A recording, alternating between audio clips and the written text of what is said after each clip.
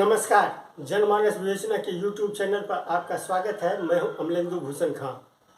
संसद के विशेष सत्र को लेकर के तमाम तरह की बातें हो रही है। कोई वन नेशन वन इलेक्शन की बात कर रहा है तो कोई और कुछ।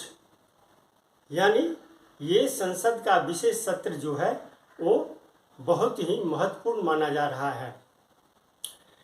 लेकिन सब कोई इस पे क्यों नहीं बात कर रहा है जो भारत में प्रधानमंत्री या राष्ट्रपति का पद जो है वो 2 टर्म तक ही कोई भी आदमी राष्ट्रपति या प्रधानमंत्री रह सके। अमेरिका की बात में कर रहा हूँ। अमेरिका में राष्ट्रपति एंड्रू जॉनसन वो इतने तानाशाह थे जो कांग्रेस को ही उन्होंने खुली चुनौती दे डाली। कांग्रेस मीन्स जैसे यहाँ पे संसद है ठीक वैसे ही अमेरिका में कांग्रेस है। हाउस ऑफ कॉमन्स ये ब्रिटेन में है। इसी तरह से ये जॉनसन जो था वो कांग्रेस को खुली चुनौती दे डाली। जॉनसन को हटाने की कई बार कोशिश की गई लेकिन वो उसमें सफल नहीं हो सके।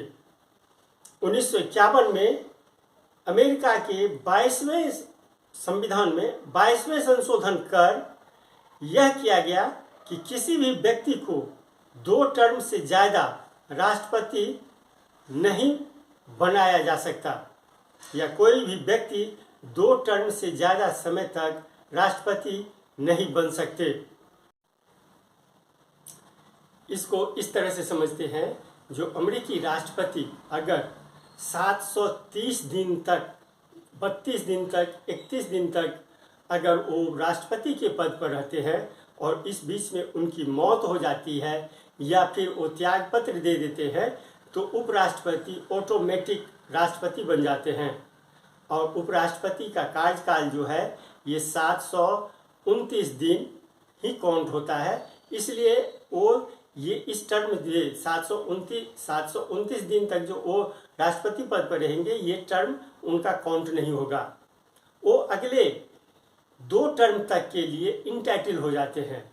बाय द वे अगर जो राष्ट्रपति हैं उनकी डेथ 729 दिन रहने के बाद हो जाती है तो उपराष्ट्रपति 2 टर्म तक वो राष्ट्रपति रह सकते हैं।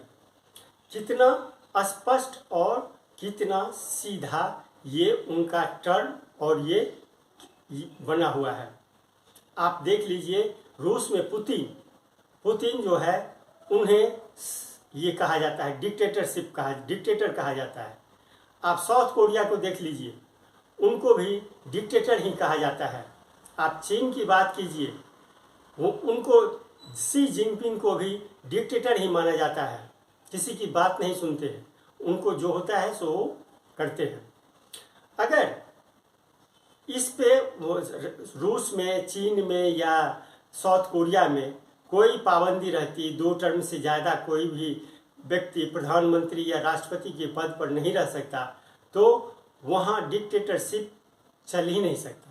जैसा कि अमेरिका में आप ट्रंप की बात लीजिए। ट्रंप राष्ट्रपति थे और उनको सेक्स स्कैंडल में सज़ा मिली है और वो अभी चिल्ला रहे हैं अगले साल ये उनके जो मंशा थी जो 2 टर्म उनका पूरा हो गया था, बीच में गैप दे करके वो फिर राष्ट्रपति बनने की तैयारी में थे। लेकिन जो सेक्स स्कैंडल में फंसे तो उनके मंशे पर ग्रहण लग रहा है।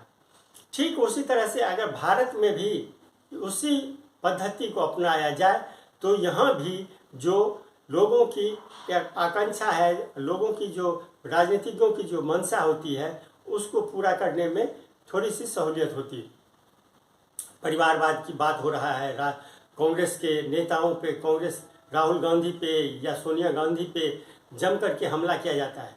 आखिर तो फिर ये टर्म वाला कंडीशन जो है इससे क्यों नहीं नरेंद्र मोदी सरकार ला रही है।